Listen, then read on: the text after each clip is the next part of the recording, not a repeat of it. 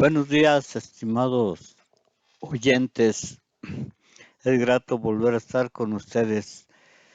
Y digo ustedes porque en realidad ya sabiendo que hay una persona que escucha o hace eco a lo que uno sabe o dice, ya es ganancia.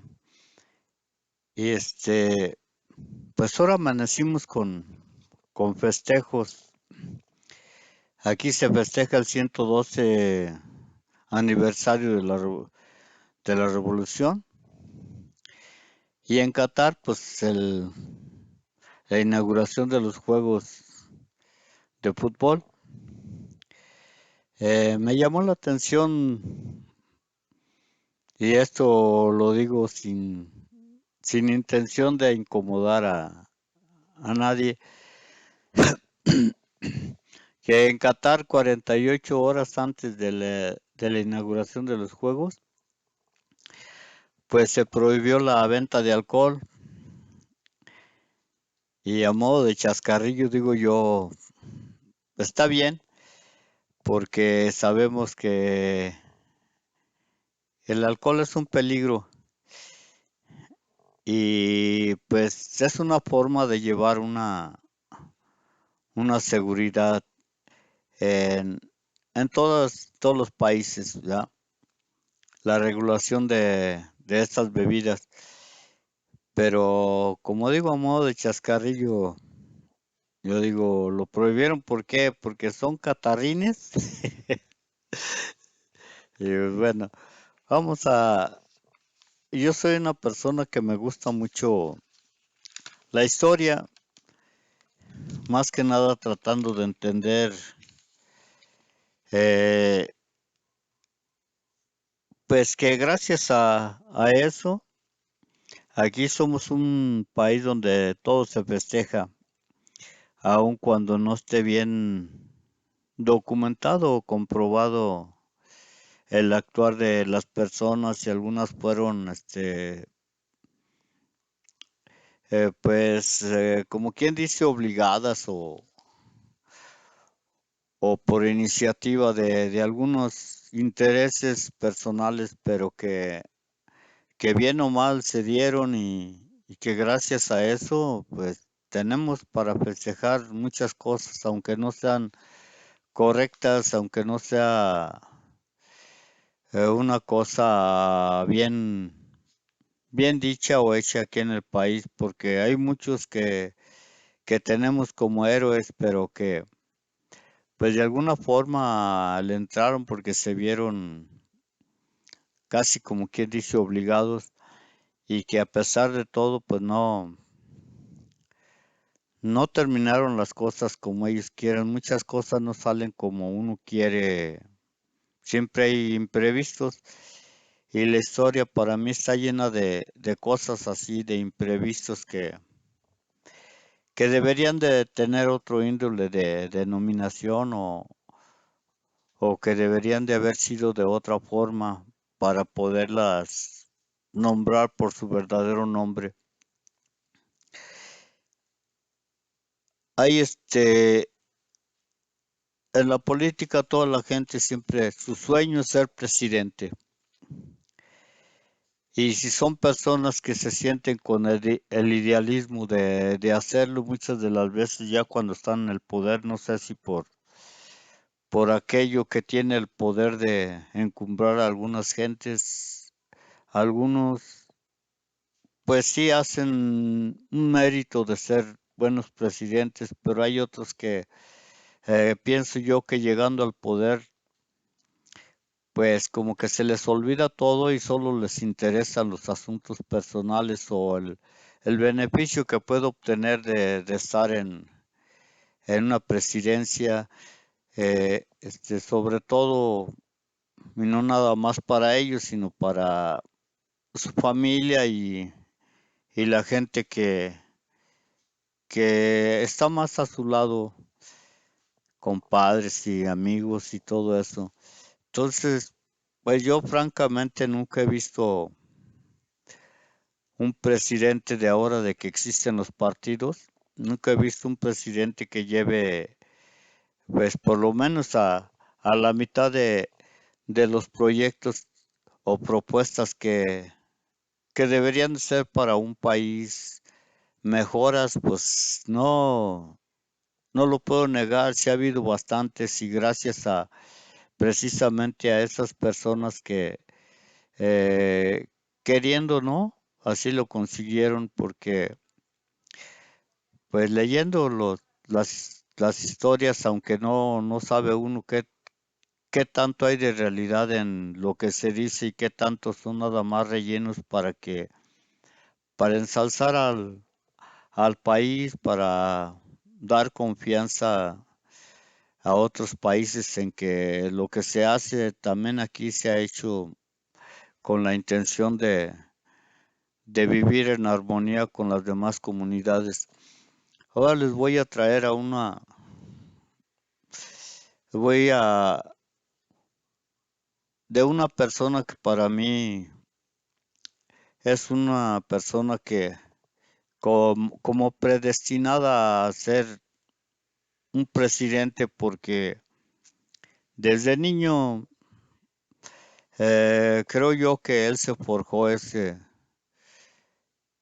camino y hizo todo lo posible por hacer que México fuera un país en formación de veras, una formación buena. Les voy a, les voy a leer de Benito Juárez.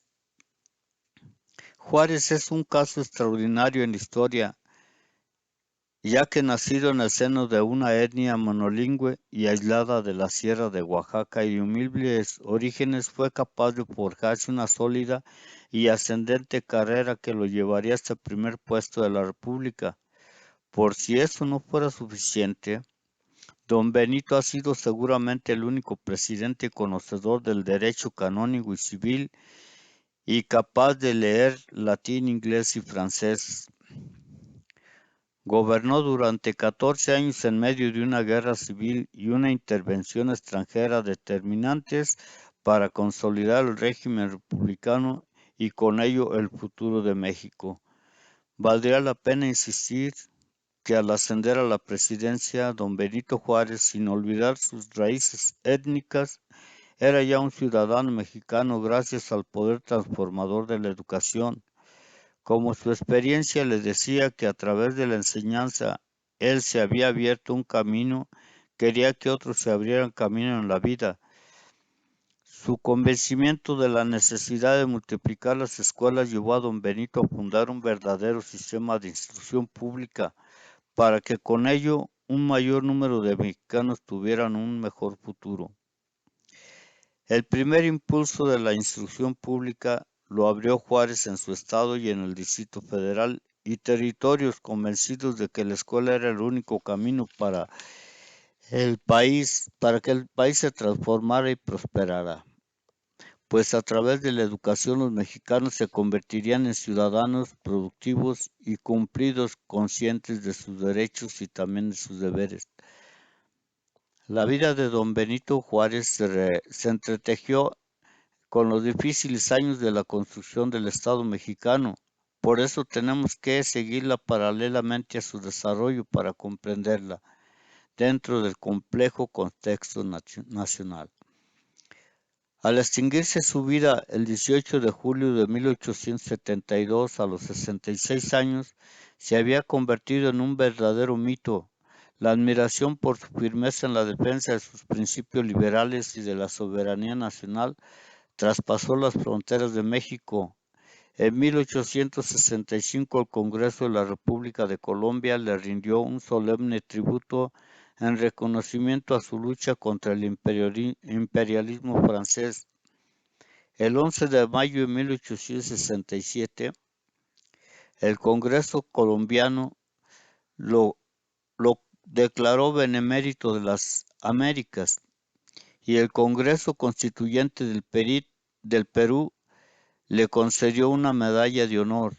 Todavía en 1872, el gobierno de la provincia de Buenos Aires creó un distrito político y lo bautizó con su nombre. En Estados Unidos de América, su vida despertó tan grande interés que el periódico neoyorquino La Voz de América decidió publicar anónimamente en 2 de sus números de julio de 1866 la biografía escrita por Anastasio Cerecero. En México, su figura nunca cesó de causar controversia. Su permanencia en la presidencia por 14 años en medio de una guerra civil y una intervención extranjera, sin el apoyo de un Congreso, hizo surgir acérrimos enemigos dentro de su propio partido, pero nunca dejaron de reconocer su indomable empeño para que el país estableciera un gobierno civil regido constitucionalmente y fortalecido para poder preservar su soberanía. Don Benito construyó su imagen de civil republicano, estoico y austero, capaz de enfrentar la adversidad con la impasibilidad de un verdadero estadista, para mostrar la distancia que separaba a un gobierno civil y liberal de la dictadura santanista que le había precedido. Eligió la austeridad como sello de su gobierno, enfundado en su eterno traje negro. Marcó la distancia entre él y los generales del viejo régimen, vestidos en elegantes uniformes militares, decorados de medallas y condecoraciones. La repetida fotografía de Juárez que tenemos presente, una imagen acartonada y sin expresión, no refleja su compleja personalidad ni permite valorar su dimensión de estadista. Esa imagen impasible reproducida por textos y libros se ha convertido casi en una muralla que impide descubrir al entrañable don Benito, que nos muestra su extensa correspondencia siempre apegado a su esposa, a su familia, a su estrecho círculo de amigos. Las coyunturas comerciales y la laboriosidad de sus habitantes había permitido a Oaxaca gozar una gran prosperidad en el siglo XVIII, gracias a la demanda internacional de sus tintes de añil y cochinilla y la producción estable de sus minas y de su azúcar. Al ocupar el trono español, la dinastía de los Borbones se empeñó en convertir a los reinos americanos en verdaderas colonias, decretando reformas para que aumentaran la productividad y pudieran proveerle a la corona mayores recursos para sus guerras europeas. La, la serie de reformas administrativas y comerciales promovidas por los Borbones les produjeron enormes ganancias, pero generaron un gran malestar en la población de los reinos americanos. La Nueva España, su reino más rico y próspero, sería el más afectado y por tanto también Oaxaca. La corona estableció monopolios y nuevos impuestos e impuso también préstamos voluntarios y forzosos y reformas administrativas. En 1804 se obligó a la Iglesia a enviar sus capitales rumbo a la península, pero estos recursos servían de banco a rancheros, hacendados, mineros y comerciantes, por lo que la medida afectó la producción del virreinato y despertó las inquietudes que conducirían a la lucha de independencia. De esta forma, apenas estrenado el siglo XIX, el virreinato entraba en una honda crisis económica que se alargaría hasta el último tercio del siglo XIX, en medio de un desorden y descontento de todos los grupos sociales de la sociedad novohispana y la crisis. El reino tuvo que enfrentar la acefalia de la corona en 1808. El general Napoleón Bonaparte, que se había convertido en emperador, había forzado a Carlos IV y su hijo Fernando VII a abdicarle la corona, la que entregó a su hermano José. Este hecho se convertiría en coyuntura favorable para iniciar la lucha de independencia en todos los reinos americanos. La próspera Nueva España se transformaba al tiempo que Benito crecía.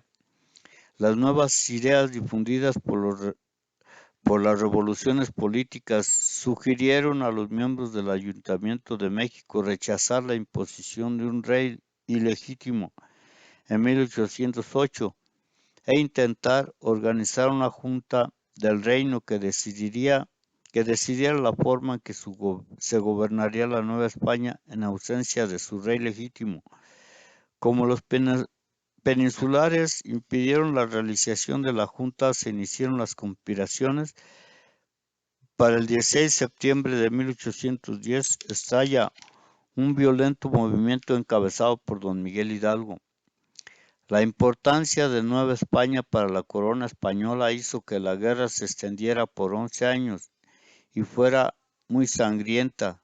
La lucha se expandía por todos los rincones del territorio, obstaculizó las comunicaciones y afectó la economía, la recolección de impuestos y multiplicó el bandidaje en los caminos bloqueados al comercio.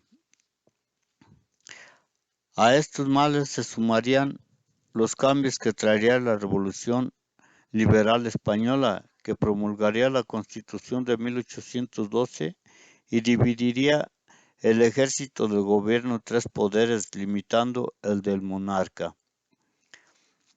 Los españoles de los dos lados del Atlántico, de golpe y porrazo, se convirtieron en ciudadanos con derecho a elegir tres tipos de representación: local, para elegir ayuntamiento en todo pueblo o grupo de pueblos de 1000 habitantes; regional, para diputados provinciales; e imperial, para elegir diputados a cortes metropolitanas. El derecho a voto fue amplio y, a diferencia de otros regímenes constitucionales, no exigía saber leer y escribir ni pagar impuestos. Las Cortes declararon la igualdad de todos los españoles en las dos Españas, reconociendo la ciudadanía de indios, mestizos y criollos, pero negándoselas a las castas, es decir, a aquellos que tuvieran algo de sangre negra, un grupo significativo de habitantes. Por eso, la representación americana en Cortes iba a ser minoritaria y, por lo tanto, injusta. La Constitución estableció un gobierno centralista y no incluyó la libertad de comercio que deseaban los novohispanos, por lo que muchos la rechazaron. La Constitución liberal obligó a convocar a elecciones y a llevarse a cabo. Estimularon la movilización de la población, la celebración de elecciones y el breve goce de la libertad de prensa contribuyeron a difundir las nuevas ideas políticas. La Constitución de 1812 se promulgó en marzo en España y se juró Nueva España en septiembre, en una ceremonia cívica en la que se mezclaban viejas y nuevas prácticas, juras, pendones y tedeums en iglesias y catedrales. Como la prensa creó una efervescencia en la población, el virrey Francisco de Venegas no tardó en suspenderla.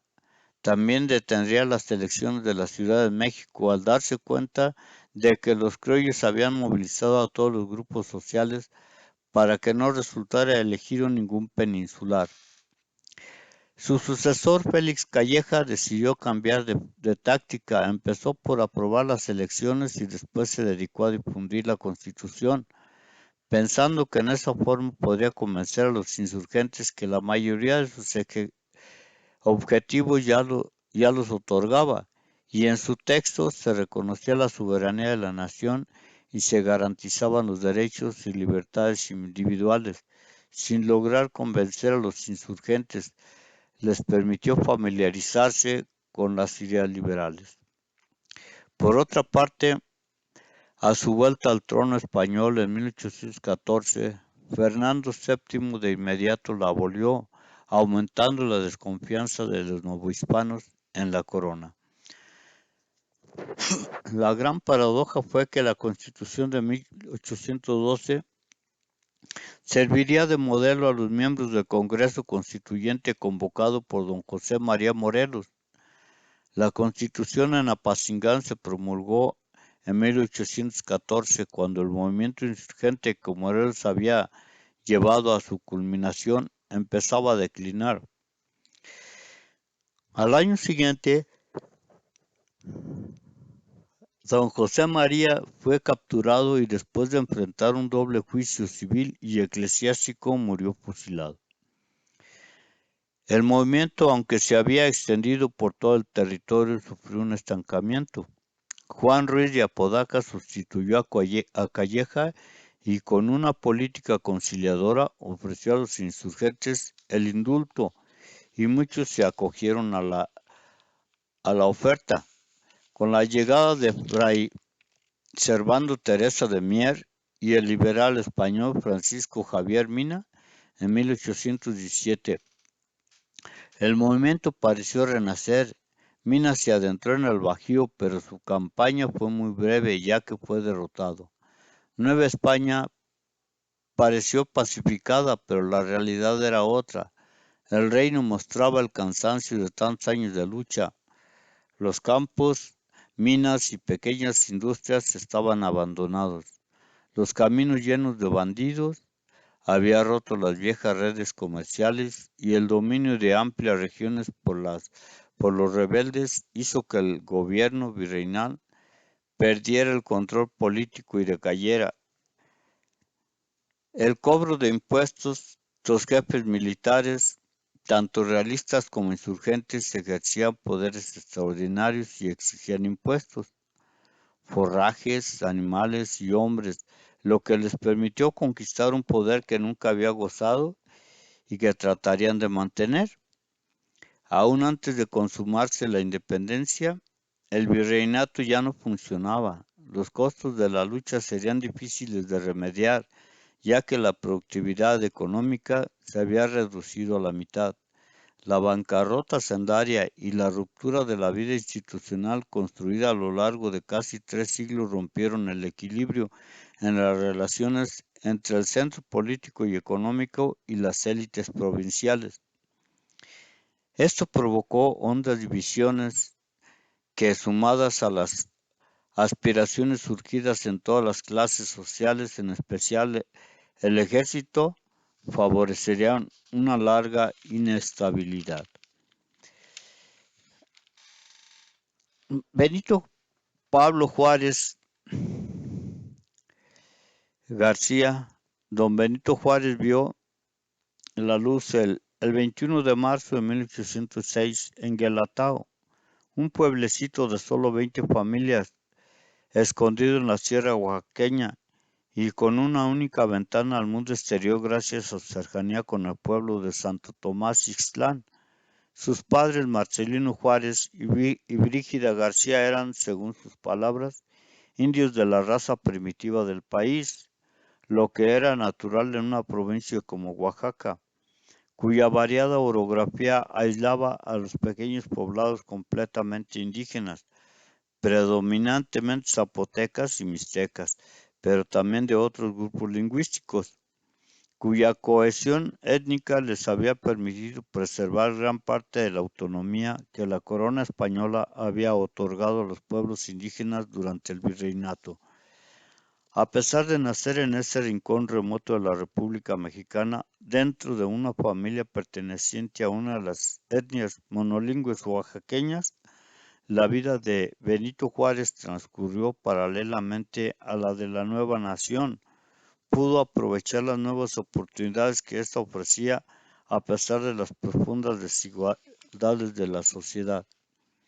Para 1809, apenas con 3 años, el niño Benito quedaba huérfano y en el virreinato había despertado las inquietudes que darían inicio a la lucha independentista en aquel rincón aislado de Oaxaca.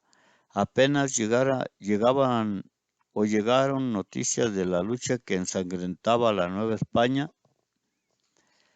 El tamaño del poblado los salvaguardaba de las tropas realistas e insurgentes, de manera que el niño creció ajeno a esos eventos. El huérfano pasó a vivir con sus abuelos primero y después con un tío. El mismo Juárez dejó constancia como su tío le enseñó a leer, insistiéndole en lo útil y conveniente que era saber el idioma castellano y sus deseos de que se hiciera eclesiástico. Benito creció cumpliendo con las labores de campo, pero su tío le había despertado el interés en instruirse y soñaba con aprender todo lo que no sabría, lo que no era fácil en ese rincón de la sierra. A pesar de los empeños de los reyes borbones para hacer que en todas las parroquias se instalara una escuela de primeras letras, ni en Guelatao ni en Ixtlán se establecieron, por lo que los padres que querían que sus hijos se educaran los llevaban a Oaxaca y cuando no podían pagar la pensión los ponían a servir en casas particulares, a condición de que les enseñaran a leer y escribir.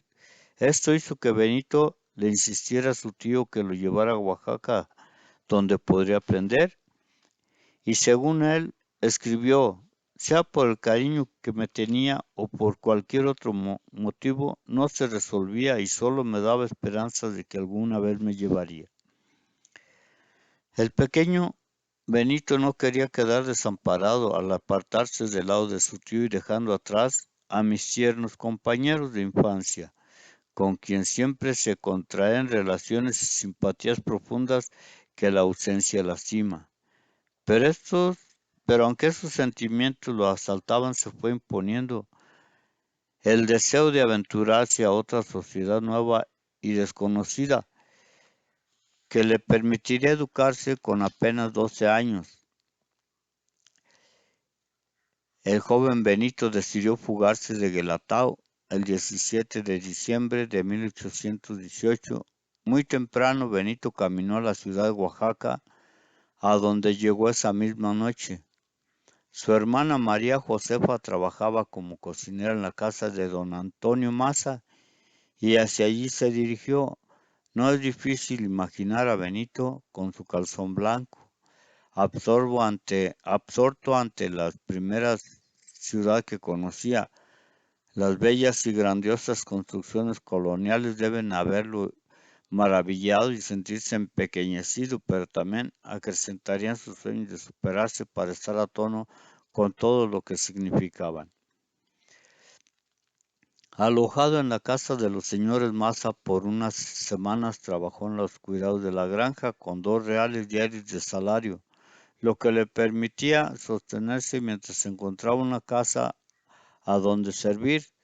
Su buena estrella lo llevó a encontrar un protector en un hombre honesto y muy honrado que ejercía el oficio de encuadernador y empastador de libros, que vestía el hábito de la Orden Tercera de San Francisco, don Antonio Salanueva.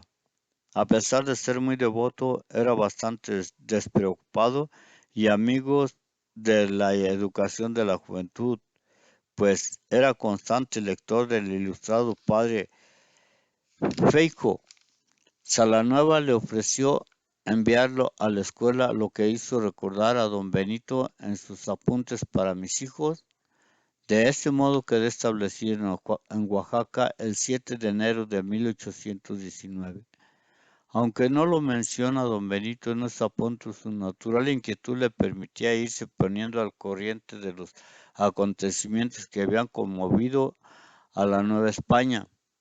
Después de todo, Morelos había establecido en Oaxaca su gobierno y en ella se había publicado un periódico insurgente. A pesar de que los realistas reconquistaron la ciudad y la vida pareció volver a su paz provinciana, el rescoldo de la insurgencia no podía haberse esfumado. En la Oaxaca de fines de la colonia solo existía una institución de primeras letras, de escuela real, de manera que a ella envió Salanueva al joven Benito. La institución era típica de la época, con sus 2 departamentos, uno para niños decentes, atendido por el maestro, y otro para niños pobres, manejado por un ayudante. solo se enseñaba a leer y escribir y a memorizar el catecismo del padre Ripalda. Es decir, era a todas luces insuficientes para el inquieto y ambicioso joven, consciente de las imperfecciones de su castellano, el cual hablaba sin reglas y con todos los vicios con que lo hablaba el vulgo, ya que lo había aprendido sobre la marcha. Su afán de superación le hacía desear hablarlo con corrección, pero sus ocupaciones limitaban su tiempo al estudio, lo que sumado al método inadecuado de las enseñanzas le impedían progresar.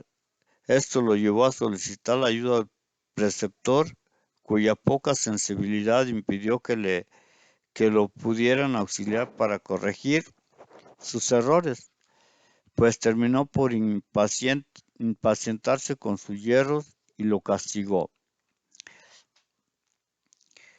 Para una voluntad férrea como la de don Benito, ni eso ni la inexistencia de un establecimiento mejor en Oaxaca lo iban a impedir seguir con su empeño, de manera que, desilusionado con la mala calidad de la instrucción que se impartía, decidió autoeducarse. Con gran disciplina ejerció lo poco que había aprendido y trató de leer todo lo que podía, una inmejorable manera de desarrollar la capacidad de expresar sus ideas en forma escrita, aunque fuese de la mala forma como lo es la que usó hasta hoy. Don Benito mantuvo sus anhelos de aprender gramática, lo que con el recuerdo del deseo de su tío de que siguiera la carrera eclesiástica, se fue convenciendo de que el mejor camino para lograrlo era el Colegio Seminario de Oaxaca. A ello contribuyó su impresión de que los clérigos, aun los que solo eran estudiantes sin ser eclesiásticos, sabían mucho. Por tanto, le pidió a su protector Antonio Salanueva, ahora convertido en su padrino por haberlo llevado a confirmar, permiso para entrar al seminario. Desde luego que don Benito carecía de vocación y más que eso, pues solo confesaría más tarde, sentía cierta repugnancia hacia esa carrera. De todas maneras, su pragmatismo consideró que esa era la única forma de alcanzar su objetivo de avanzar en sus conocimientos. Don Antonio le prestó su apoyo no solo por religiosidad, sino el considerar que el conocimiento de la lengua zapoteca le permitiría al joven Benito ordenarse sin patrimonio, gracias a las leyes eclesiásticas para América. Así, el 18 de octubre de 1821, sin conocimiento de gramática castellana ni las demás materias de la educación primaria, inició el estudio de la gramática latina en el seminario, en calidad de capense, es decir, como alumno externo. Como él nos relata, no solo se notaba en mí ese defecto, sino en los demás estudiantes, generalmente por el atraso en que se hallaba la instrucción pública en aquellos tiempos. Insistiría también en que ese era el peor legado que habían dejado los españoles en América. La inscripción de Juárez al seminario tenía lugar unas semanas después de que Agustín de Iturbide y Vicente Guerrero consumaban la independencia de México, al hacer una entrada triunfal en la capital del virreinato. Ignoramos qué tanto le impresionaron las noticias de estos eventos. No puede haber sido ajeno a ellos, pues los festejos se hicieron en todo el territorio. Don Benito solo mencionaba en sus apuntes que en esta época se habían ya realizado grandes acontecimientos en la nación. Es indudable que tanto el nuevo Estado como el joven Benito iniciaban una nueva etapa en su vida, llenos de optimismo y con grandes esperanzas, pero a los dos les esperaría un camino plagado de interrogantes y obstáculos. México, con un pasado de prosperidad y riqueza, buscaba recuperarlas sin ponderar los cambios y herencias que dificultarían conseguirlo. Al pobre capense la férrea voluntad que nunca lo abandonaría y la claridad de sus objetivos y principios le permitiría conquistar sus objetivos, pero a costa de muchas amarguras. El coronel realista Agustín de Iturbide había aprovechado el malestar que invadía a la Nueva España para el pronunciamiento español, para restaurar la Constitución de 1812 en el Imperio, para consumar la independencia sin derramamiento de sangre. Después de apalabrar a jefes importantes del ejército y de la sociedad, logró convencer al jefe insurgente suriano, don Vicente Guerrero, a sumarse a su ejército con la jura del plan redactado por Iturbide. El 24 de febrero de 1821, en Iguala, se proclamaba el plan que recogía los anhelos de la mayoría de los americanos: igualdad, religión e independencia, al que se agregó la unidad para atraer a los peninsulares residentes en Nueva España, tan temerosos de la independencia como la población novohispana estaba harta del desorden y desilusionado del rey. El movimiento se extendió rápidamente por todo el territorio y el plan fue jurado por insurgentes y realistas, ayuntamientos y diputaciones provinciales. Así, al llegar don Juan O'Donoghue, el último jefe político español, la independencia era un hecho ya. Don Juan se dio cuenta de que la separación era irreversible y decidió reconocer la independencia en los tratados de Córdoba, firmados con Iturbide, creyendo que al garantizarse que el trono del flamante imperio mexicano se ofrecería a un miembro de la casa reinante, se preservaría la liga de este con su exmetrópolis. El 27 de septiembre de 1821, Iturbide, Guerrero y O'Donoghue encabezaron los festejos que celebraban la fundación del Imperio Mexicano, en medio de un desbordante optimismo que parecía olvidar las condiciones deplorables con que se estrenaba. En primer lugar, lo constituía una sociedad multinacional que hablaba más de 100 lenguas y dialectos, que, además, carecía de experiencia política. La regencia que se estableció desaprovechó la oportunidad de cambiar la estructura general y establecer nuevas instituciones, y se limitó a sustituir al gobierno. Pero las viejas instituciones se habían desorganizado por la guerra y el flamante imperio padecía de recursos para pagar los salarios de la burocracia y un enorme ejército. Un estreno que anunciaba problemas.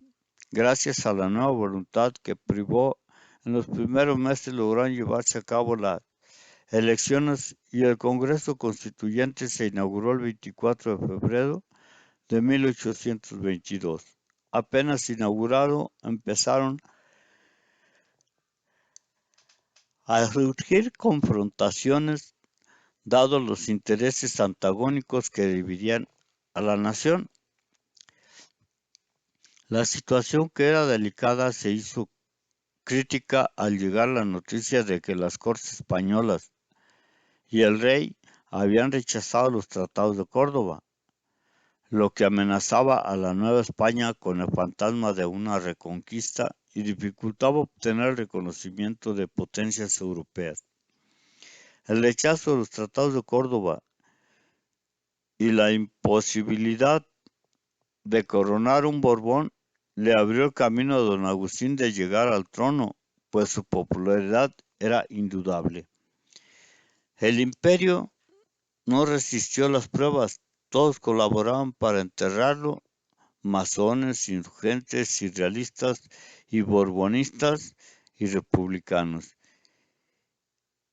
y las élites provincianas aliadas a las diputaciones provinciales y ayuntamientos creados por la Constitución de 1812. Mas, con su fracaso, el país pareció dirigirse a la fragmentación del territorio en muchos pequeños y débiles estados, además de las viejas provincias, entre ellas Guadalajara, Zacatecas, Yucatán y Oaxaca, aprovecharon el evento para declararse estados libres soberanos, desconociendo al Congreso y al Supremo Poder Ejecutivo que aquel había nombrado. Un buen número de ciudadanos de las provincias y los oficiales del ejército exigían un nuevo Congreso para erigir el sistema de gobierno. El regionalismo lo hizo que pareciera el movimiento federalista que deseaba un nuevo pacto político que garantizara su autonomía. Para impedir la fragmentación del territorio, poder imponer su autoridad y someter a las provincias, el Supremo Poder Ejecutivo tuvo que movilizar tropas, aunque sin el intento de llegar a un enfrentamiento, pues solo pretendía negociar un convenio desde una base de poder.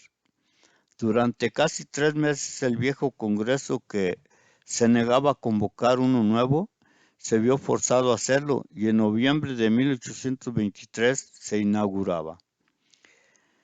El Congreso Constituyente, después de 11 meses de debate, lograba redactar la Constitución en 1824 y promulgaría el 4 de octubre de 1824, al tiempo que la juraba el primer presidente de la República, don Guadalupe Victoria. La Constitución declaró a la nación constituida como Estados Unidos mexicanos, con un sistema republicano representativo y federal. Aunque la Constitución de Estados Unidos de América sirvió de inspiración a los constituyentes, no dejó de seguir con muchos aspectos a la de 1812. Muchos consideraron a la Constitución de 1824 una copia de la de Estados Unidos, pero la mexicana resultó ser más radical por el peso de regionalismo, que, desconfiado de la Ciudad de México, estableció la soberanía de los estados y limitó el poder de gobierno federal, que resultó muy débil al haberle arrebatado el poder fiscal sobre los ciudadanos. De esta manera, para sostenerse le quedaron las aduanas y un contingente que debían entregarle los estados de acuerdo a su población y riqueza, pero que casi ninguno entregó con regularidad. No es extraño que el gobierno federal se endeudara con el exterior en el primer año de funcionamiento y a partir de 1826 empezara a recurrir a préstamos usurarios, quedando pronto cautivo de los prestamistas, que le impusieron condiciones verdaderamente exageradas. Pese a que su debilidad al gobierno federal, la Constitución le atribuyó enormes responsabilidades: pagar la deuda heredada, la defensa del enorme territorio, la pacificación del país, negociar el reconocimiento internacional y un concordato con el Vaticano. Tanto en el gobierno federal como en los estados, el poder supremo fue el legislativo. La debilidad extrema del Ejecutivo haría que Guadalupe Victoria, Vicente Guerrero, Anastasio Bustamante y Valentín Gómez Farías y Antonio López de Santana solo pudieran gobernar con poderes extraordinarios. Por eso fue el Congreso el que invadió las competencias del Poder Judicial y ejerció facultades que no le concedía la Constitución.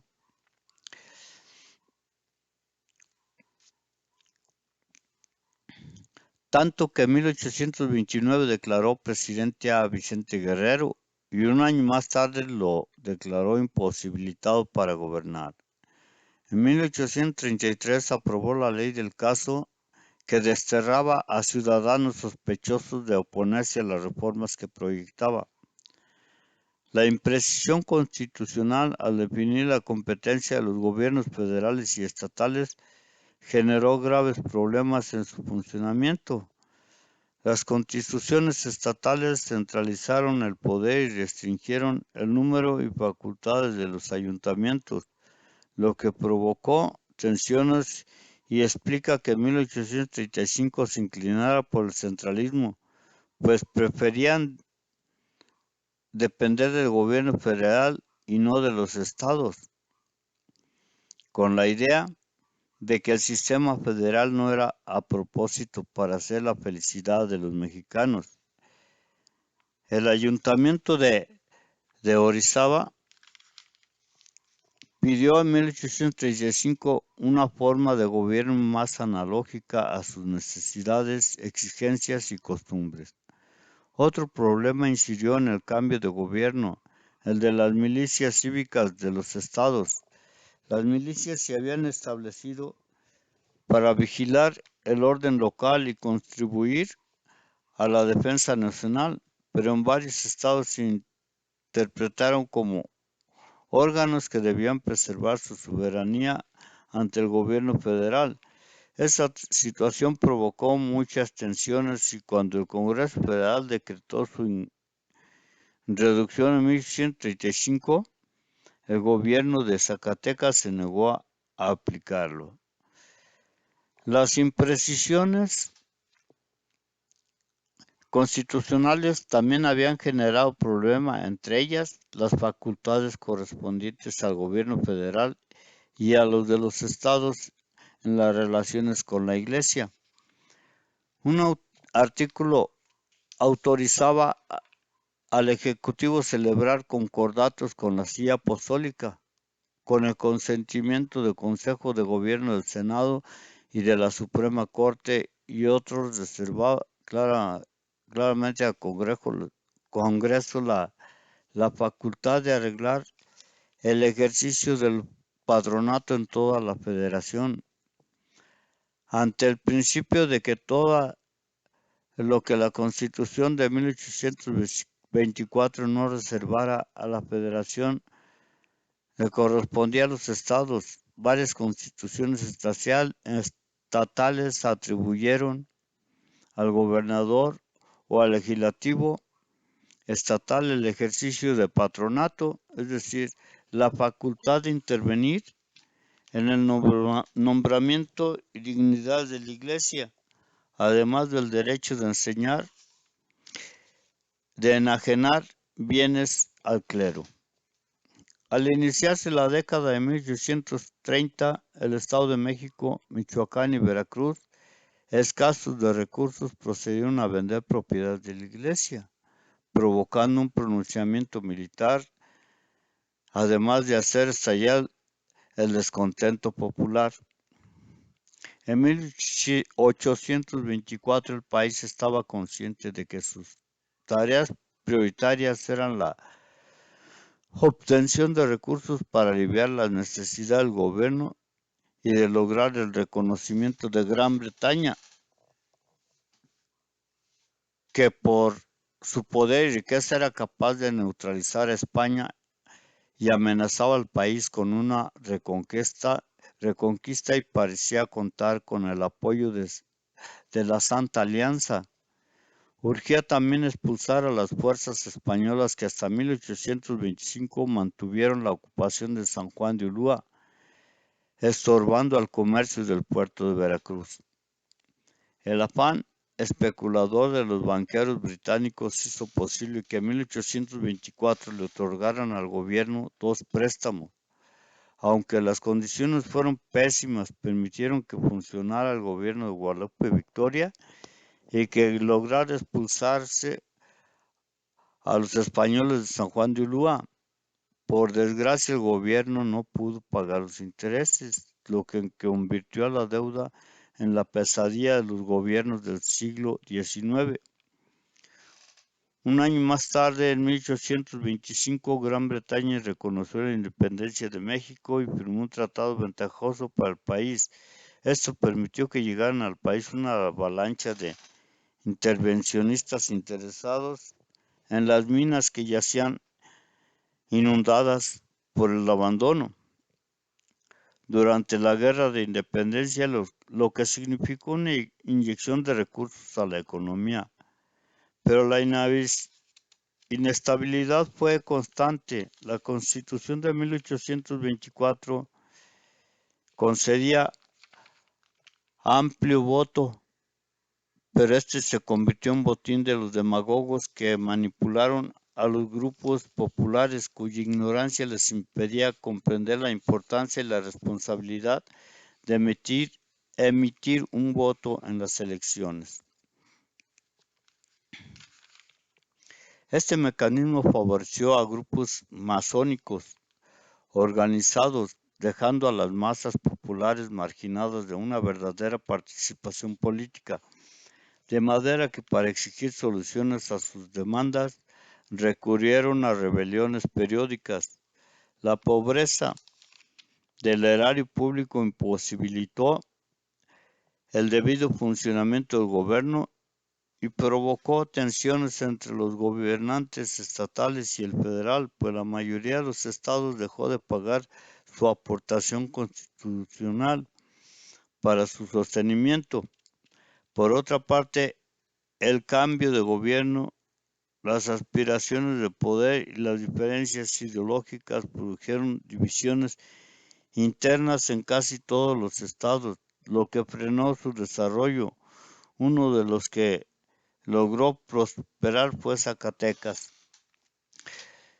El gobierno federal languideció dadas sus limitaciones fiscales, la deuda y bancarrota que arrastraba hicieron que no pagara puntualmente los intereses de la deuda y el salario de la burocracia y ejército, además de que no pudo comprar lo necesario para una adecuada defensa del territorio. Justo Sierra recalcaría las consecuencias de esta escasez de fondos como causa de constante inestabilidad, recordando el dicho popular de cuando los sueldos se pagan, las revoluciones se apagan. Por supuesto que muchas de estas rebeliones las causarían también los ambiciones personales de jefes del ejército que bajo el pretexto de expresar la voluntad de la nación se pronunciaban para asaltar el poder. No obstante, ni los fracasos ni la inestabilidad anuló la fe de los políticos mexicanos en las constituciones. Como hombres típicos del siglo XIX estaban convencidos de que una constitución adecuada era capaz de resolver automáticamente los problemas de la nación. Por eso, esperanzados y jubilosos, juraron la Constitución de 1824 y cuando fracasó, también lo hicieron con las 7 leyes de 1837. En realidad, la bancarrota hacendaria y las amenazas exteriores no eran fáciles de resolver. El faccionismo que dividió a los diputados y senadores en el Congreso en parte de su terreno, del gobierno, pero lo más grave fue,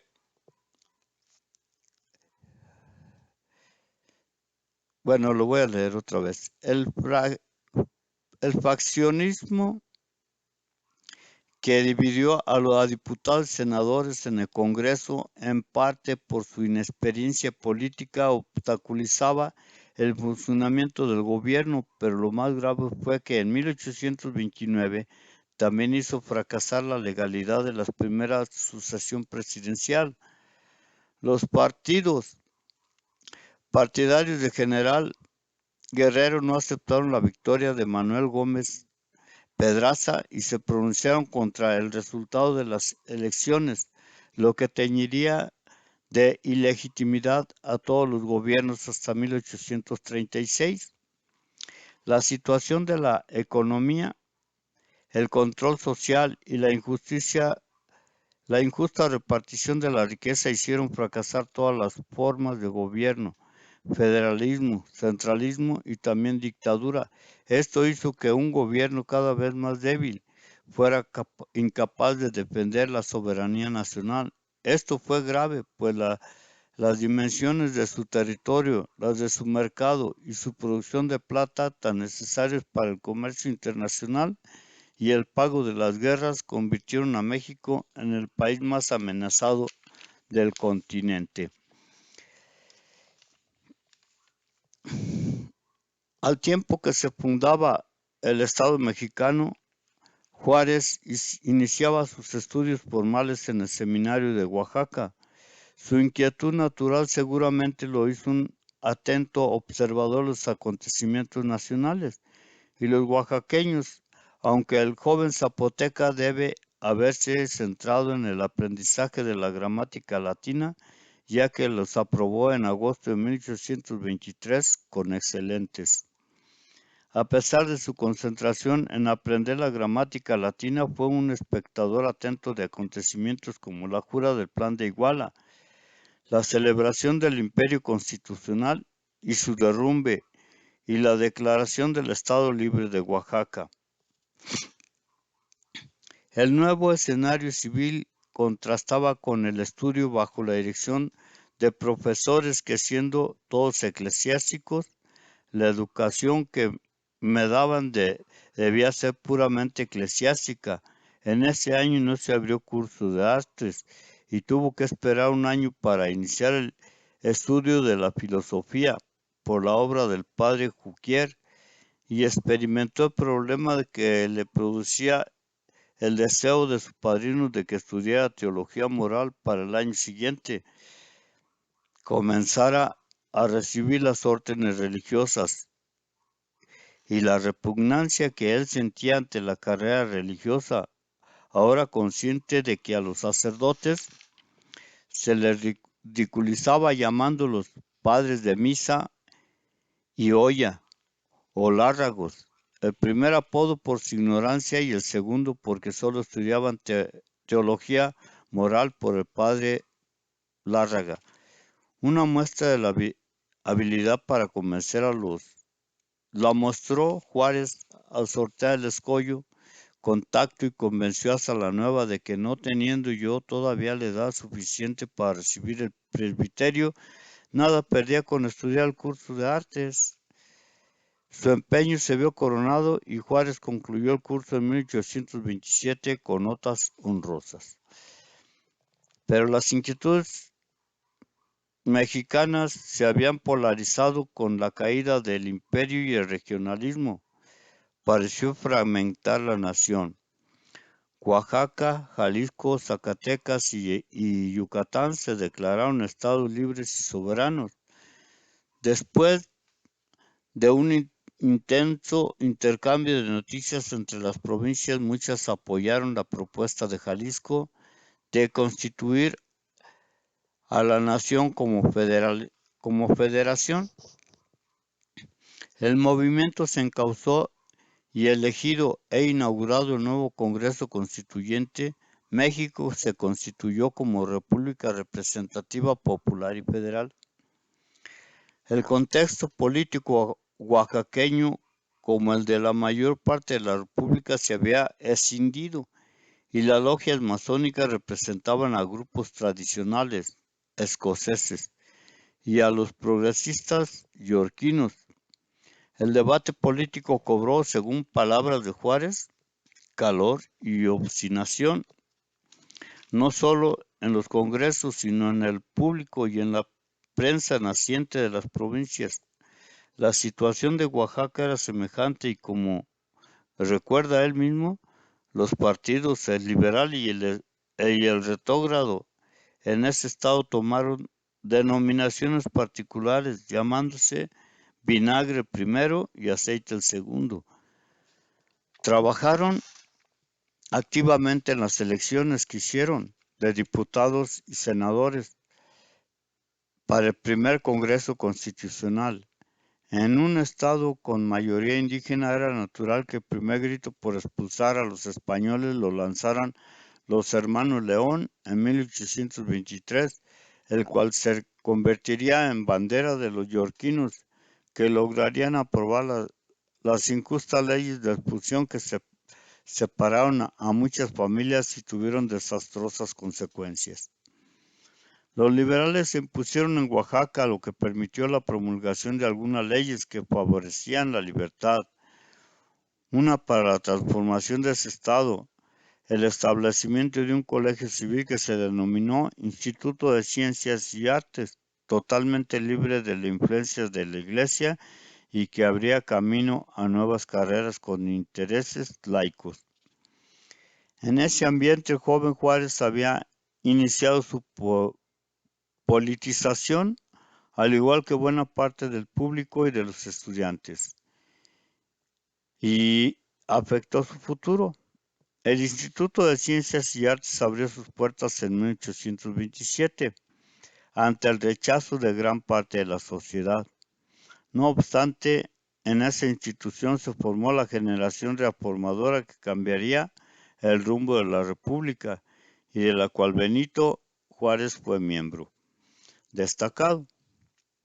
El republicanismo y la politización había hecho que las vocaciones religiosas declinaran, lo que poco a poco favoreció al Instituto de Ciencias y Artes, que ofrecía conocimientos más modernos y con ello amplias perspectivas para los jóvenes, especialmente para los pobres. Uno de los autores de la iniciativa de ley que había creado el instituto pronunció el discurso de apertura, demostrando las ventajas de la instrucción de la juventud y la facilidad con que éstas podrían desde entonces abrazar la profesión literaria que quisieran elegir. Muchos estudiantes de seminarios se pasaron al instituto y la impresión del discurso hizo que don Benito se inclinara a hacerlo también, y en 1828 se pasaba al instituto para estudiar la carrera de jurisprudencia. Según él expresaría, abandonando la sotana por la toga. Como Juárez era muy cauto y previsor, antes de hacerlo aprobó el examen de estatuto en el seminario. El instituto fue acusado de casa de prostitución y de albergar catedráticos y discípulos herejes y libertinos, por lo que muchos padres de familia rehusaron mandar a sus hijos a aquel establecimiento, y al final quedaron en el instituto solo unos cuantos estudiantes. Era natural que el joven, al igual que otros del mismo origen como su amigo y maestro Miguel Méndez, abrazaran con ardor las nuevas ideas. La casa de Méndez se convirtió en centro de reunión política que integró a los inquietos liberales. Esto afectó a toda la sociedad, pues la misma iglesia se vio dividida y muchos eclesiásticos del país optaron por las ideas progresistas. Así, el dominico Francisco Aparicio, director y maestro del instituto, abanderó la defensa de los ataques que recibió el plantel. La hostilidad forzó a estudiantes y catedráticos a tomar parte en todas las cuestiones políticas que se suscitaban en el Estado. Por lo tanto, en 1828, Méndez, Juárez y otros liberales oaxaqueños se declararon por la candidatura de Vicente Guerrero, evento que Cerecero consideraba su bautismo político. No tardó el joven Benito en entrar al grupo dirigido por el gran liberal del Estado Ramón Ramírez de Aguilar, mismo que después patrocinaría su elección para la diputación local. Durante 1829 el país y el Estado se conmovieron por la sucesión presidencial y la noticia de la llegada de la expedición de reconquista que encabezaba el español Isidro Barradas. Los estudiantes del instituto se alistaron en la milicia cívica y Juárez fue nombrado teniente de una de las compañías. No se materializó el temor de que la invasión tocara el istmo Tehuantepec y fue vencida en las cercanías de Tampico, de manera que don Benito no tuvo que distraer sus estudios. Esto permitió que, gracias a su empeño y férrea disciplina, a finales de 1829 fuera nombrado sustituto de la cátedra de física con una dotación de 30 pesos, lo que le permitía ser autosuficiente. Es indudable que su sorprendente trayectoria es difícil que se diera en otro lugar de la República, ya que el estado de Oaxaca, por sus antecedentes virreinales, ofrecía condiciones que favorecerían que la vida pública fuera más permeable para los grupos poco favorecidos, como lo ha explicado el historiador Brian R. Hamnet. En Oaxaca, el liberalismo no fue campo de intelectuales como en otros estados, sino que se extendió por todos los estratos sociales y étnicos. De esa manera, comerciantes y abogados coloniales acaudalados se convirtieron en liberales destacados, pero también grupos medios y populares, aunque otros miembros de los mismos grupos preferían un camino más tradicional. Lo importante fue que los notables oaxaqueños de aquellas tendencias políticas no se cerraron a nuevos intereses y permitieron que talentos ajenos a sus filas se incorporaran, que patrocinaran a jóvenes de origen indígena. Los empeños de don Benito permitieron que en 1831 concluyera su curso de jurisprudencia e ingresara al bufet del licenciado Tiburcio Cañas para su práctica jurídica. Eso sería al tiempo que la sociedad del país y la oaxaqueña se conmovía ante el asesinato del presidente Guerrero.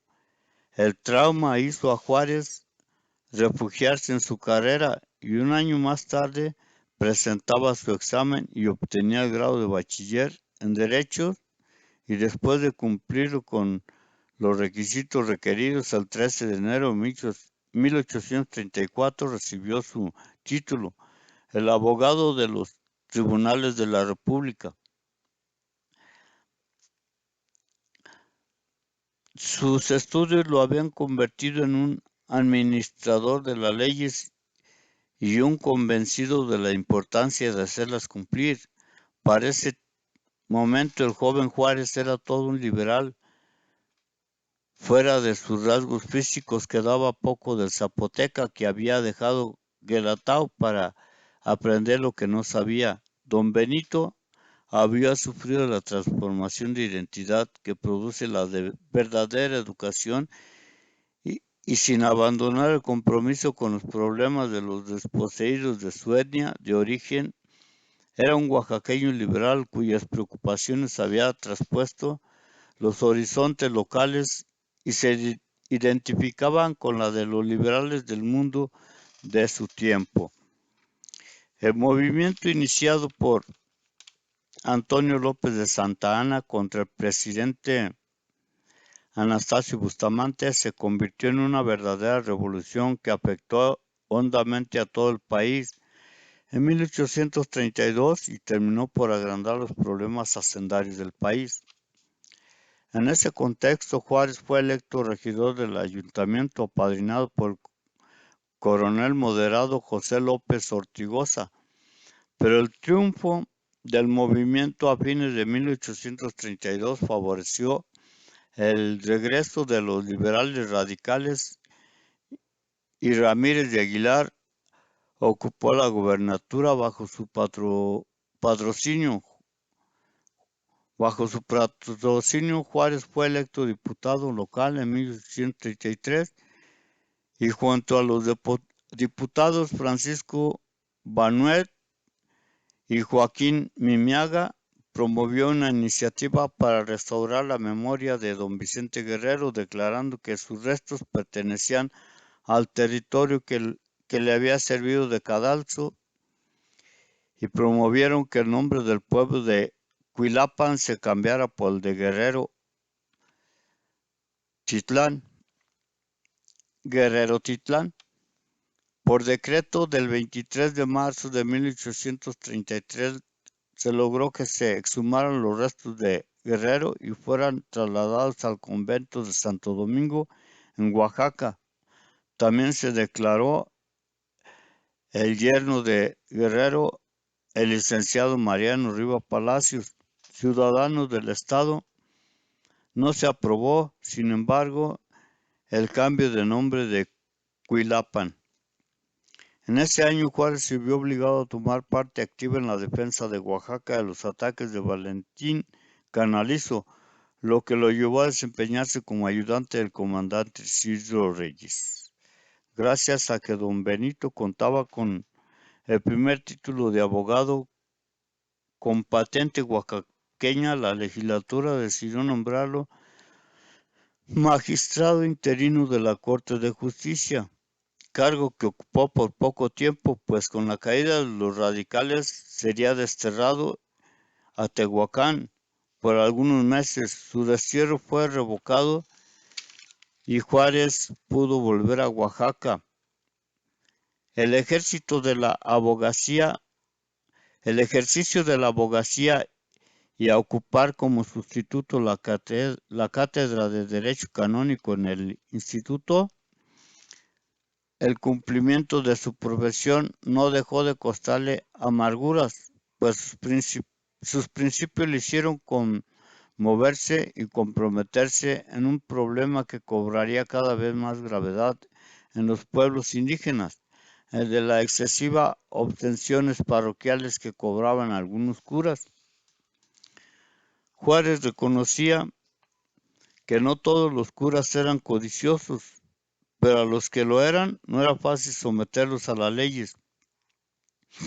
Según nos contaría, los vecinos del pueblo de Lucicha ocurrieron a mí para que elevase sus quejas e hicieran valer sus derechos ante el tribunal eclesiástico contra su cura que exigía las subvenciones y servicios personales sin atenerse a los aranceles. Juárez, convencido de la justicia de sus quejas, procedió a presentar el caso ante el provisionato, el tribunal eclesiástico. El asunto era caso difícil. Después de la suspensión de las reformas dictadas en 1833 como era diputado, su solicitud fue atendida y se dio orden al cura de presentarse a responder por los cargos y decidió que esto no pudiera volver a sus parroquias hasta que el juicio terminase. Pero como la administración liberal fue sustituida, un juez eclesiástico permitió al cura volver a su pueblo, el cual logró que el prefecto apresara a los quejosos y que se ordenara que si alguno se presentaba en Oaxaca a entrevistarse con Juárez fuera aprehendido. Juárez pidió permiso en el instituto para ausentarse unos días y se presentó en Mihuatlán, donde sus clientes estaban en prisión. El juez le autorizó hablar con los presos y no le permitió ver la causa que se les había levantado, y como puntual abogado pidió que la respuesta se la diera por escrito para poder presentar la defensa de sus clientes. Como se diera cuenta don Benito que el prefecto dominaba la situación, regresó a Oaxaca. Esto no lo liberó de que aquel promoviera que el juez dictara su aprehensión, acusándolos de estar sublevando a los vecinos de Loxicha contra las autoridades. El juez de la capital, sin cumplir con los requisitos del caso, pasó a mi casa a medianoche y me condujo a la cárcel, sin darme más razón que la que tenía que mandarme preso a Mihuatlán. Como expresaría él mismo, la experiencia confirmó su propósito de trabajar constantemente para destruir el poder funesto de las clases privilegiadas. Pues hasta aquí, como vemos, Todavía nos falta mucho todavía por explicar y por decir sobre este estadista que fue don Benito Juárez. Pues me despido un poco incómodo por no poderla terminar en este momento, pero vamos a hacer lo posible por seguirla continuando y volverla a seguir haciendo. Hasta luego.